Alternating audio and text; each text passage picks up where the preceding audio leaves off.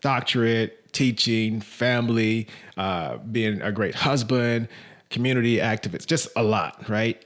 And I know you talked about it, but if you could sum it up, like, what is it that is allowing you to be able to manage your time properly? Like, what is that secret sauce?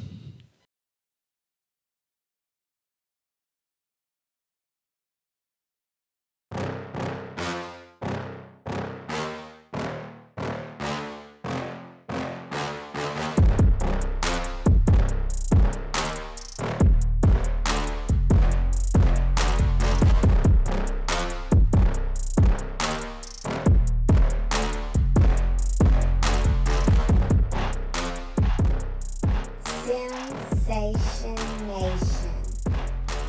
Hey, what's up, everybody? Welcome to another episode of Sensation Nation. We've got another fantastic topic today, and it is the topic of time management. Time is something that we never have enough of. And I was just like, who is the best person to bring on Sensation Nation to talk about the subject of time management?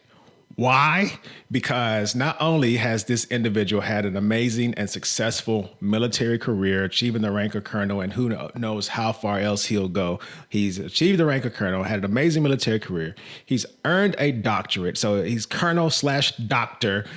He has a very large family that is very well put together and has been very successful. And he's just managing and handling all of these things. He's taken time to do his own podcast. He's taken time to come on my podcast. He does stuff in the civilian community, and I just don't know how he finds the time to do it all. And a lot of times you see people juggling a lot of things, and you're just like, one of those things is going to drop, but he doesn't. He's just like, bring on another one, and just keeps juggling everything. And this is something that I need to learn about, and he is something that I can. He's someone that can teach me about it, help me with my time management, and I think this is going to be beneficial to the viewers and listeners as well. So, without further ado, Colonel Doctor Gumbo Coughlin, welcome to the show. Yeah, hey, thanks, Shooter. And, I appreciate the opportunity to join this august podcast. It's pretty awesome. You and I've known each other almost 5 years now, and Yes, always been impressed with you. And I'd be remiss if we didn't start this out by saying congratulations. We recently found out you were going to be Lieutenant Colonel in the world's greatest Air Force. You were once an enlisted Marine, once an enlisted Airman, and now you're going to be a Lieutenant Colonel. And so, just amazing. And so it's truly a privilege to share time with you, because you're on a meteoric rise in your career, and it's pretty awesome to be here. And we talked before we got on here about who you are out of uniform, and I'm jealous of your passport. Like you and your bride go to these amazing places. The only time I can get there is on my treadmill, because I use iFit and I run around the world that way. And but I look forward to getting onto social media, because I follow you on Instagram and Facebook, and getting to see where you and your bride take your love of travel to. And it's pretty awesome. It's like getting to read a new book every time I go to see Well, thank you, sir. I appreciate that for sure. You're right. It has been a great week. I got back from Italy after 2 weeks in Italy from a professional trip, and I took my phone off of airplane mode, and the exact very first email that popped in was an email telling me that I had made Lieutenant Colonel. So it was an exciting landing for sure. Yes, indeed. So, sir, I want to dive into this time management thing. I brag about you all the time, not just on the introduction for this podcast, but, just in general. And so I wore this shirt for a reason. It's all about time, and we'll get into the whole clock watching thing and all that good stuff as well. But aside from the obvious of time management being the management of time, I wanted to hear from someone as experienced as yourself. What does time management mean to you? Yeah, so to me, there's a lot of books out there, a lot of research. I'm sure Chat GPT 4.0 can give you a great explanation. I think it's a little bit of a varsity. It's really about priority management, right? So yeah, you're right. You're not going to get more time. You got 24 hours in a day. Everybody has their own opinion about what to do with that time. There's different math formulas out there. Matter of fact, when I was on the air staff, we received a email from the vice chief telling every general officer in the Air Force how to how to manage their time. But to me, ultimately, it comes down to priority management. And you'll hear things like, I need you to have work-life balance. We're going to get into that a little bit later, and I'll give you my touch points on that. But it's really about what do you prioritize at what time and for how long? Because other people are going to have demands on your time. Other things are going to have demands on your time. But at the end, there's only one you, thank goodness. Although you are incredibly amazing as a human being, I'm glad there's only one shooter. Right. But to me, it's really more about priority. I think the definition of time management for, because that was your initial question, is how do you garner the most value out of the time you commit to each thing that you do? Mm, And some of that might be 20 minutes of doing nothing, but you might garner the most benefit of your day during that 20 minutes. mm. I will say, you hear varying perspectives.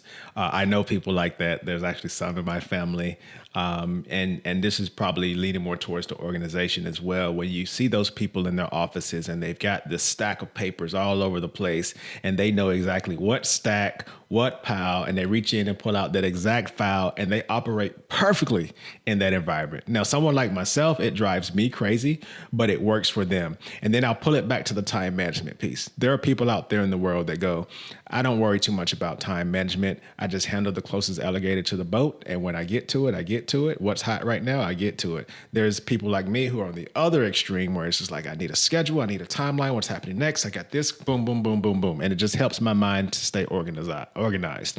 So if you were to be asked the question, it sounds like an obvious question, but why is time management important to everyone if there are people in the world that operate the other way, that don't focus too much on the schedule? Yeah, I would say that they actually are doing time management. They are focusing on the schedule because there is something that's going to drive them to make that change, and they're probably just not being overly factual at that point. I think time management is important to everyone, as I stated, because you only have 24 hours in a day. You only have so many days in which you're fortunate to have the blessing that is life on this earth. And so, how you spend that, how you invest that, should be based on the priorities, many priorities, whether it's your personal priorities, your resiliency priorities, your professional priorities. And so I think time management is important, but you hit on a key aspect, which is, do you have a process that works for you? It does not work for your bride. It will not. Yeah. Right? You can be a leader of an organization, and one day you're going to hold a guidon, yeah, as a commander in the world's greatest air force, hopefully. And you're going to have priorities on your time because your boss is going to have an opinion, and that's not going to work for every person in your formation. I think for us as individuals, it's understanding that. I mean, you and your bride have been together a while. And so how do you two understand the demands of your time? Same thing. My wife and I are coming up on 23 years of marriage. She was active duty for 6 years, reserve for 7 years. We went to college together. We 100% approach time differently. So to that end, I think it's having a little grace to understand that time management can and should mean different things to different people. Right. And from a leadership lens, the best perspective on that I have is everybody knows the golden rule, which is treat others as you want to be treated. Well, there's a better thing, which is called the platinum rule, which is treat others as they want to be treated. From a time management perspective, if you were to apply the platinum rule, it would be to give people the grace to do what they need to do with their time in their manner, but understand there's a boundary on that, right? Like you can't have somebody like, here's a task, it's due in a week. Yeah, it might take a month. Yeah, that's not really how that works. Right. That's right. And I have a great story about how I blew that off. My squadron commander recaged my gyros quickly.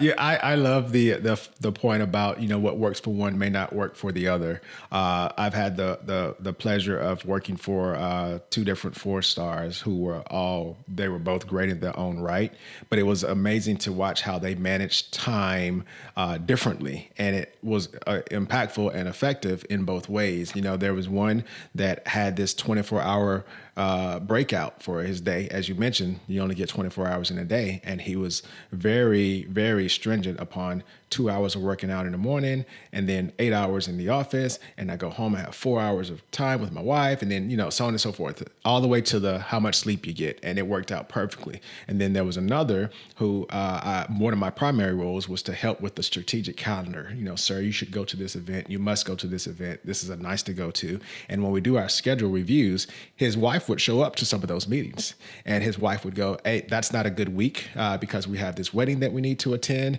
Remember X, Y, and Z." So it helped to keep that balance for the personal and the professional aspect of it, which brings me to my next point. While one thing may work for one leader and something may work differently for another, each one of those people had different leadership skills and traits that, worked for their type of leadership style. So when it comes to time management and all the assets that we have, there's some people out there that have great mentorship skills, great leadership skills, great speaking skills, connectedness. Everybody has different things. Out of all those assets, and we throw in time management, do you think that time management is the most important asset or the most valuable asset compared to all of the other skills and talents that we possess in the world? Does that drive all the others?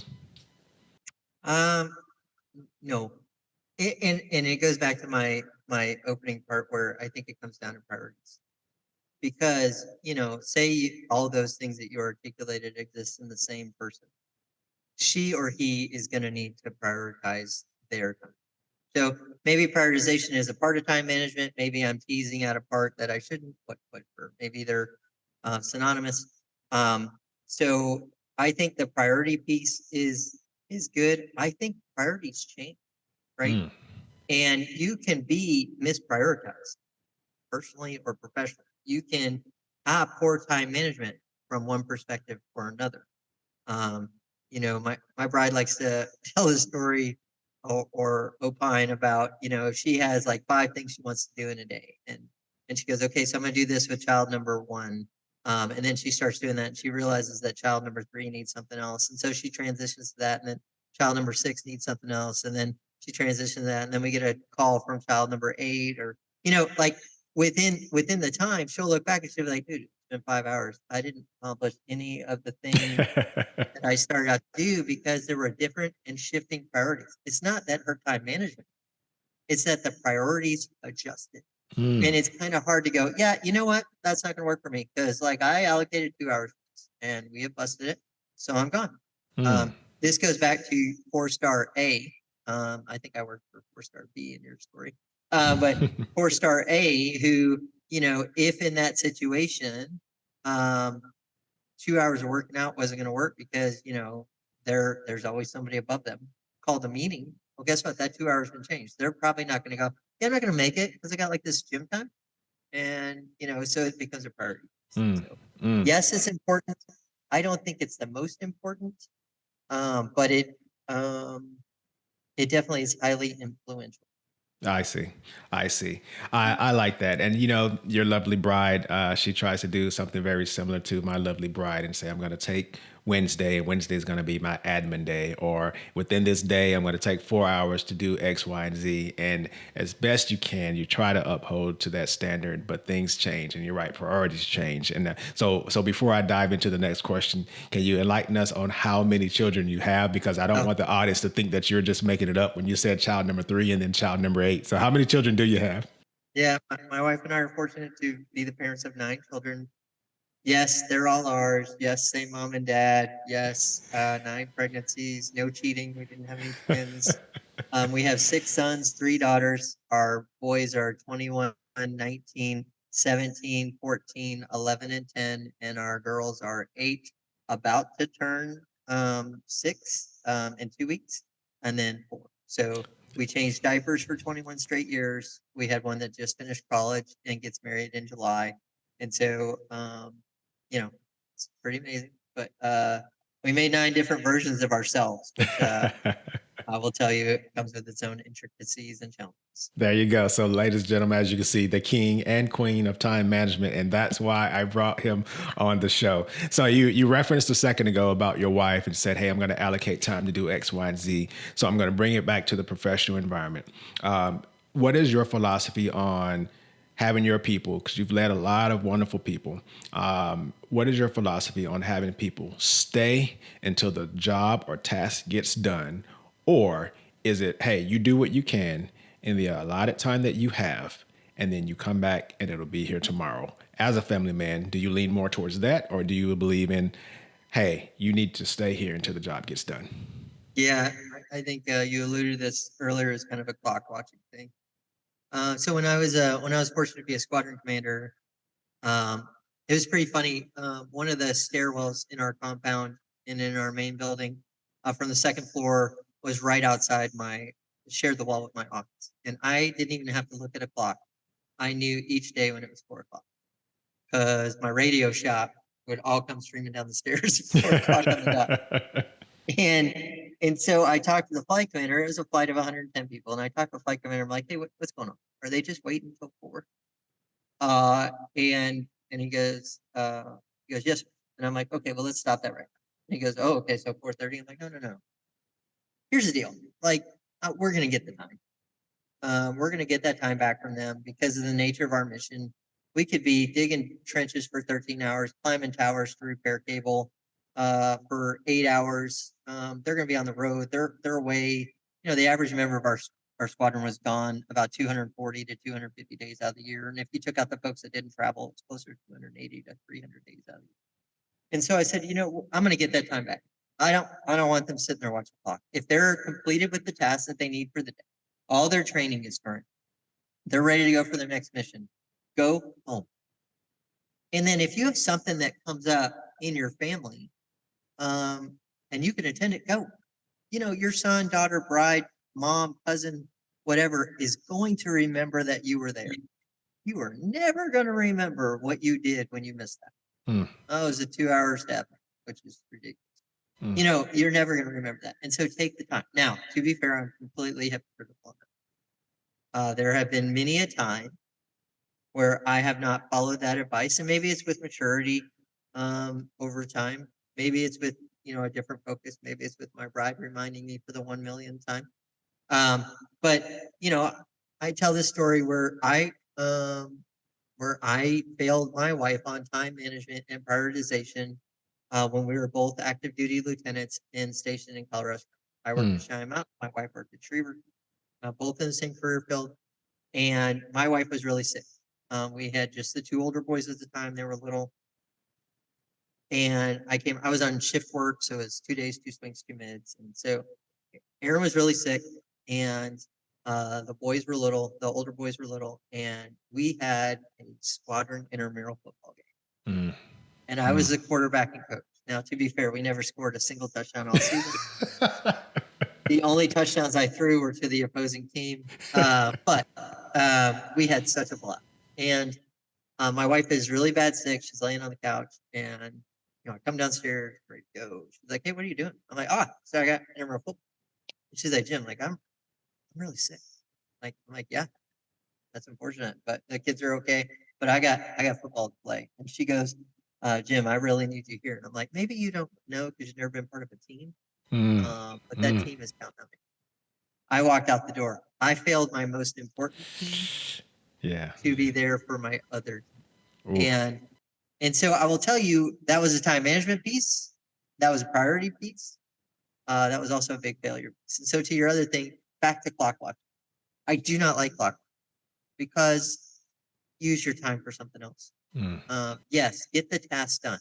If the task is not going to be complete today, if you are going to need to work on it tomorrow, then make a logical decision when to go home. I'm not saying like go home at 3 o'clock on a Tuesday or whatever, but there are times where taking a step back actually allows us to leap forward than continuing to mire in the situation. There's a great book out there, which I was probably going to reference later, but now is an appropriate time, which is called Deep Work, written by Cal Newport. And I read that a couple years ago when I was a fellow at a think tank at a school where I was working on I wrote a book while I was there, and I was working on my doctorate while I was there, and was um, auditing some classes and adjuncting on some classes, and I think reading that book was very important to me because I learned that I could do things in short sprints if I focus, right? So I also teach grad school as a side hustle right now.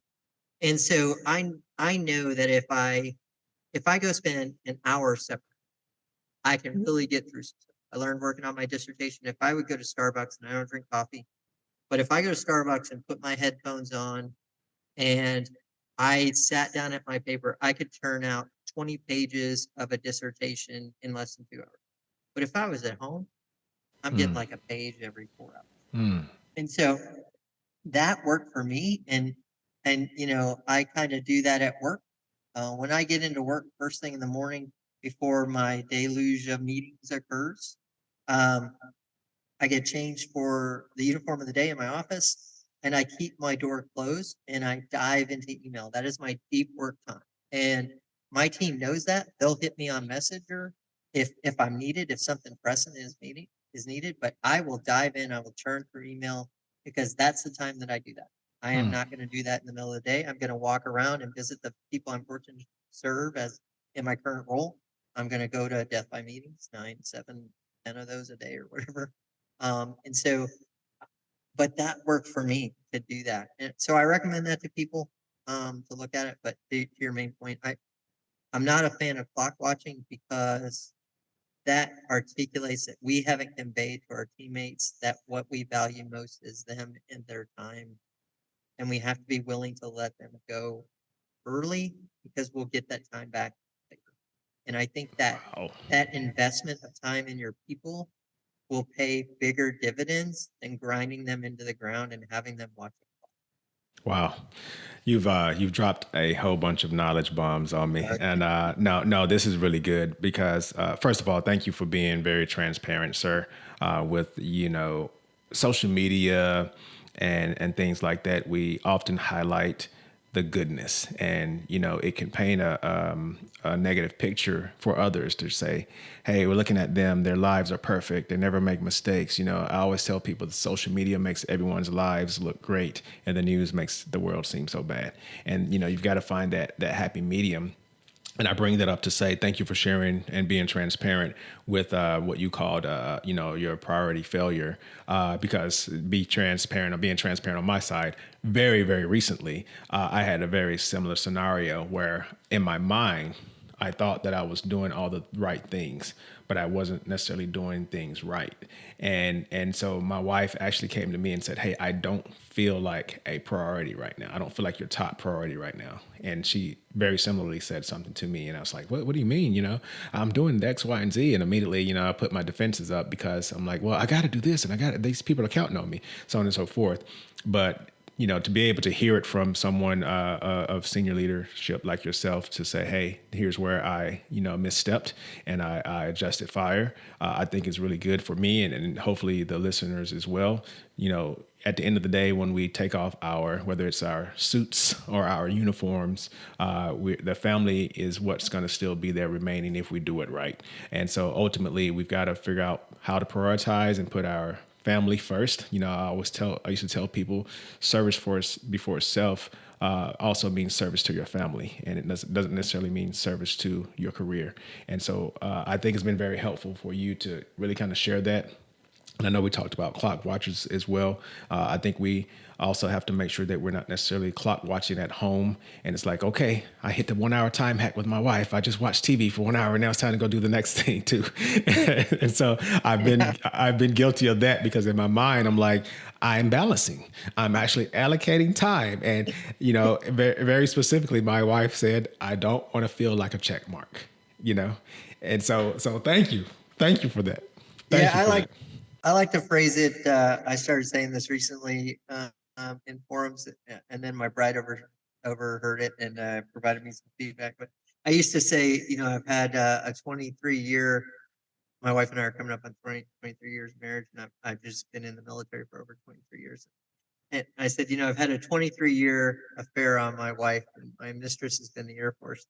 And I said that one time when my wife was too close, and she goes, "Yeah, and your mistress has never been as good to you as I am." There you go. That's great. And so earlier when you were talking as well, I know I gave you the grand entrance, but I also realized, as I put things into context, that I left out a couple of things because I gave out this huge list of all the things that you're juggling and managing effectively, and that's family, that's career, that's you earning your doctorate and all that stuff. But I forgot to mention, yeah, you wrote a book, you're teaching on the side, so that just continues to add to the things that you somehow are able to manage. So I know you talked about it.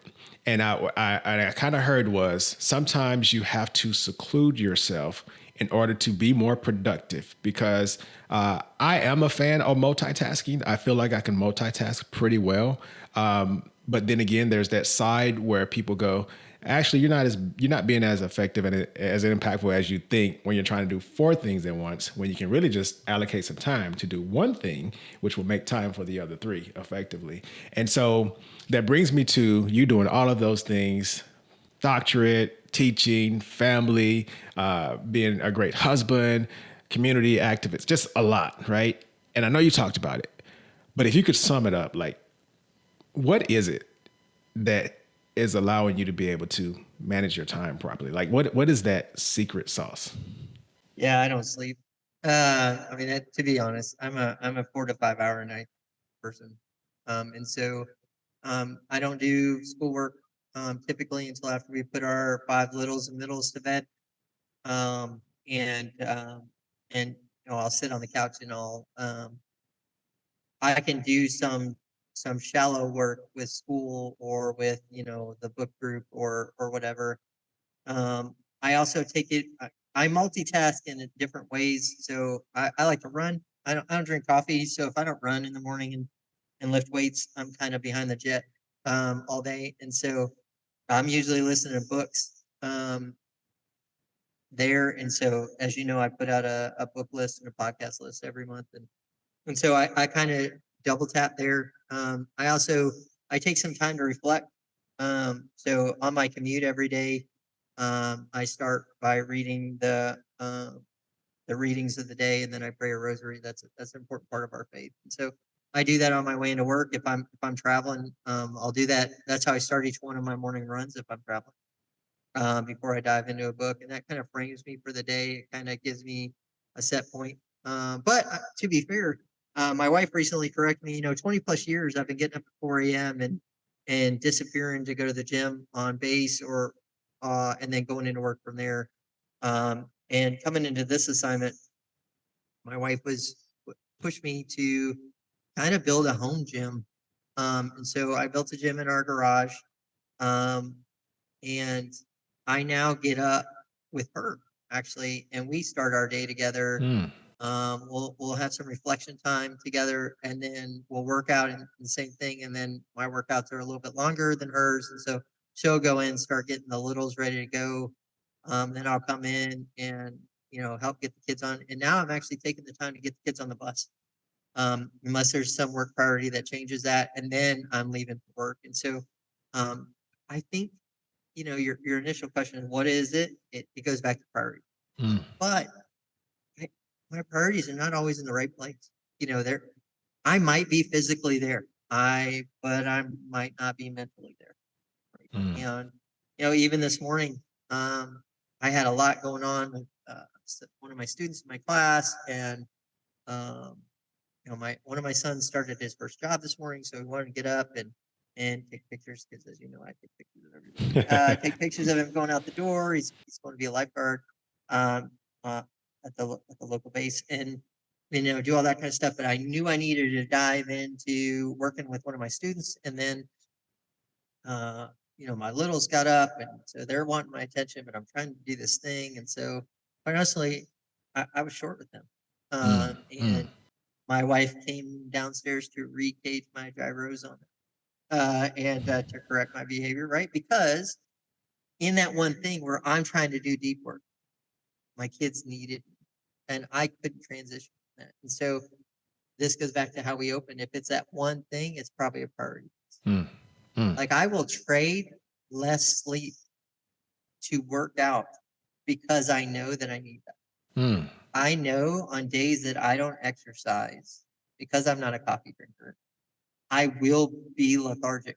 That is the thing that, I'll put 6, 7, 8, 10 miles on my feet because that's what gets me going.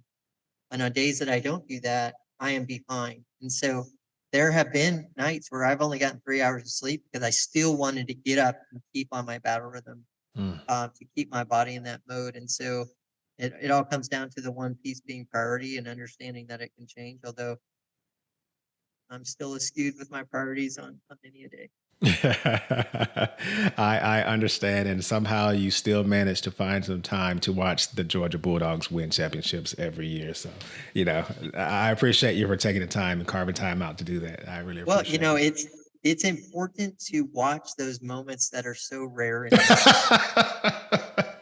so that you could say where you were, because the next time you guys are on like a 40-year average. And so, the next time I will be very, very seasoned in life, and I'll probably barely be able to speak, but I'll be able to articulate. I remember the last time the Georgia Bulldogs won an national championship. And Well, although during that time, my LSU Tigers won 6, 7, 8, 9, 10, 11 of them. Hey, that's fair, sir. That's fair. I will tell you, you will definitely be very cognizant next year. You won't be as old as you think. So, We'll see. sir, I want to Coach take Kelly's got us going a good way. Yeah, I hear you. I hear you. I want to take a really quick opportunity, though. We've kind of grazed over it a little bit. But can you tell the audience, one, the name of your book, and two, the name of your podcast? Yeah, so the book is super boring. It's really good if you got a table that's off balance and you need to put something under the table. It's called Developing Cyberspace Strategy Informed by Historic Strategists. I'm not like a good title maker.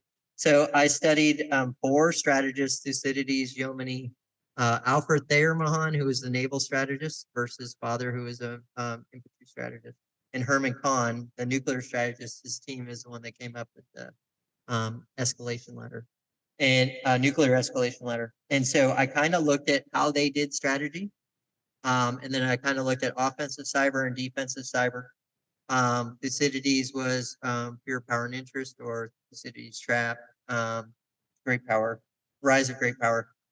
And I kind of analyzed those 4 and said, okay, if I understand at their core from a case study methodology, the way they did offensive versus defensive, how would I apply that to cyber operations? And then I kind of teased out, okay, if you were to mold all of them, what would you do? And it would be to kind of identify those things that matter most to you in the domain, array your defenses around that, and be ready to respond in kind to protect those things. I've applied those methodologies each time since I wrote that book that I've been a Sith. Now, to be fair, if I was to rewrite that book today, because I wrote that while I was starting my doctorate, my writing would be better. And also, to be fair and super embarrassed, I asked ChatGPT the other day about it, and the result was much better. And came out a lot faster. And so, probably it's easier to just go to ChatGPT. But yeah, I did that, and then obviously my dissertation is out there, but my dissertation is on the role of private foundations in high school education. And I did 3 case studies. One is Towson, Maryland, which is a suburb of Baltimore. One is Mountain View, California, because we lived in Silicon Valley at the time. And the other one is Houston.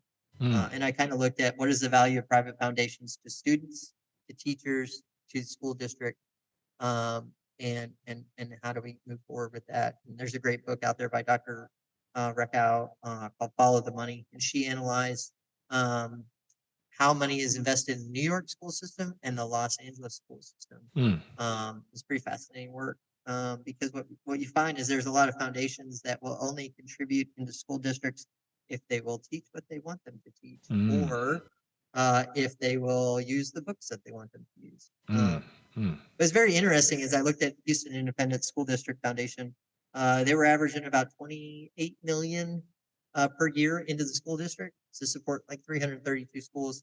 But weirdly enough, when you look at who donates, there's 5 or 6 other school districts in the country that donate to that foundation. and they're Hmm. not in Texas. Which I Wow. was like, well, how does that even work? But it's pretty fascinating work. But yeah, so the primary book is the cyberspace one, and it probably serves best. Yeah, unbalanced table. I have a lot of affiliation with everything you just listed. One, I've studied a great deal of the theorists that you just mentioned, Thucydides and Mahan and all those folks here at the school that I'm attending right now. And being a cyber professional, I never really connected those things together. So I will have to check that out because I've actually kind of been studying those two things individually. And then lastly, my wife, who is a former educator who has a doctorate in education, I kind of, by affiliation, have been kind of listening to those type of things as well. So lots of personal connections there with me. But I know you also have a podcast. Can you talk to us very quickly about your podcast as well? Yeah, so it's more of a Zoom cast. I'm trying to make that a word. It's called Lanyap Leadership Discussion. So Lanyap in Cajunese is a little something extra. And so I just bring in different speakers where we add a little bit something extra. We had a Medal of Honor winner, Flo Groberg, who was the first Medal of Honor recipient in Afghanistan. Mm. We had him back in January. We had one of our favorite mentors, Brigadier General T.A. Adams. Recently, I had a buddy of mine who is a small business owner, a retired Air Force officer, owns a company called Dart Wars in Colorado Springs. And had one of my first mentors, General Joe McFall, who's recently retired, Magoo McFall. And so we just kind of bring them in and kind of talk through. I had Casey Campbell was my last guest. She just wrote a book. She's a retired A-10 pilot who was her A-10 was shot over Iraq, and she's very big into the leadership scene. And she wrote a book about courageous leadership. Recently, it's just published about 8 or 9 weeks ago. So she was actually my last guest, and so just an opportunity to bring people in. Leadership is one of my preferred side hustles. My doctorate of education is focused on leadership and management. So it's just an opportunity to kind of opine about leadership, get other perspectives, and it's available out on YouTube. Just type in Lanyap Leadership Discussion. You'll find it. Very good, sir. The most interesting man in the world. So I want to afford an opportunity before we wrap up to offer any advice to our viewers, listeners, if with regard to time management. Do you have any advice on how to effectively manage time, balancing professional or personal life, or just struggling with life balancing or time management as a whole? You're in the elevator and you get a chance to advise the person in the elevator with you. What advice would you leave them with? Yeah, first off, time management is about you at the center. It's your time, it's your resource. And so you have to prioritize that, and you have to be willing to understand that the methodology that works for you today probably won't work in a week or 2 weeks because it's temporal in nature, hence the time component. But also there's things that shift your priorities.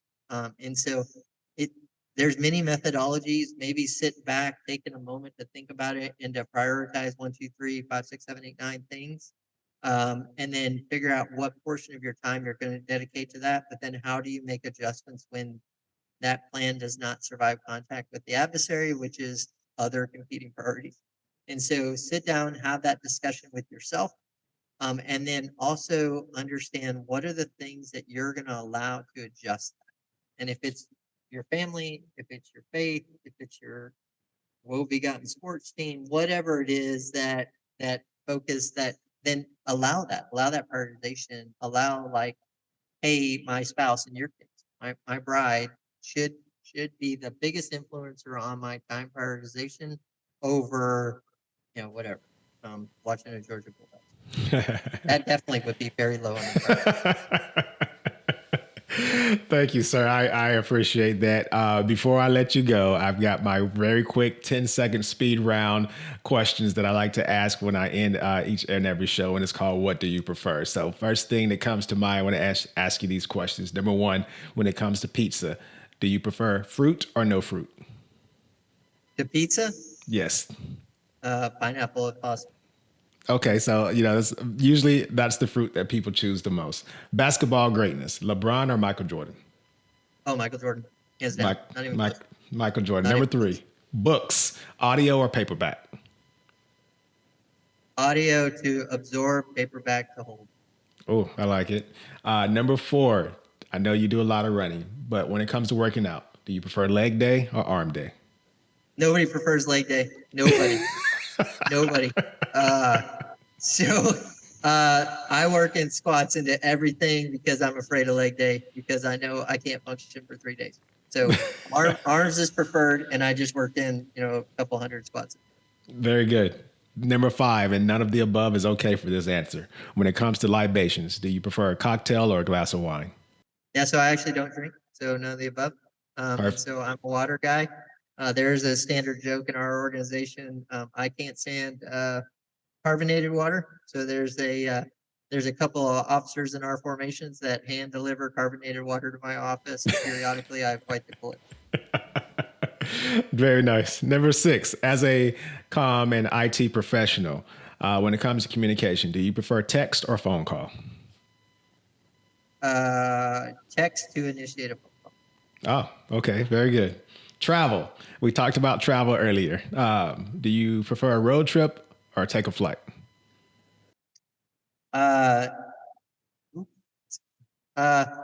Take a flight so that I can spend more time in the place that I'm. I like it.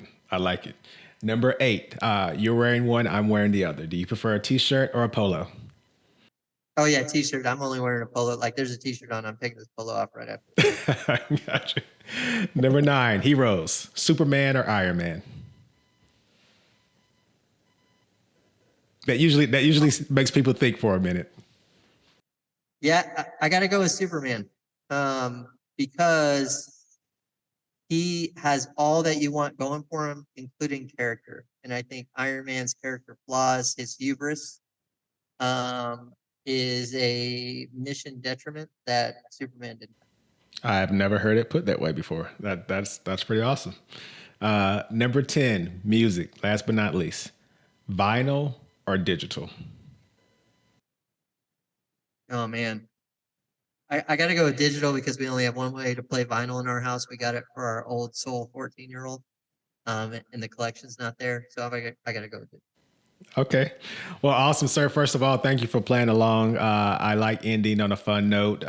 But secondly, in the interest of time, I appreciate you finding some time, carving some time to spend with us on SimStation Nation and just really sharing your wealth of knowledge. I look up to you as a person, for one, but definitely as a mentor. And I want to emulate some of the great things that you're doing. And hopefully the audience has learned something as well. So we really appreciate you for coming on.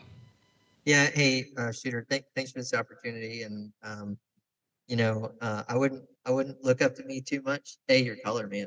But B, be yourself. Everybody else is taken, and you're pretty freaking awesome. So I appreciate this opportunity to be on your podcast. I am a big fan. I like on all the mediums, and so thanks for this opportunity. I'm sorry it took so long to get on the same schedule with you, but I appreciate the opportunity. Thanks for always leading for the front. Please give your bride a hug from me and continue to travel. I am living vicariously through your passport. Awesome. Thank you, sir. Ladies and gentlemen, you heard it here on SimStation Nation. Colonel Dr. Gumbo Coughlin, sir. Again, thanks for coming on. Until next time, I'm out. Go Tiger.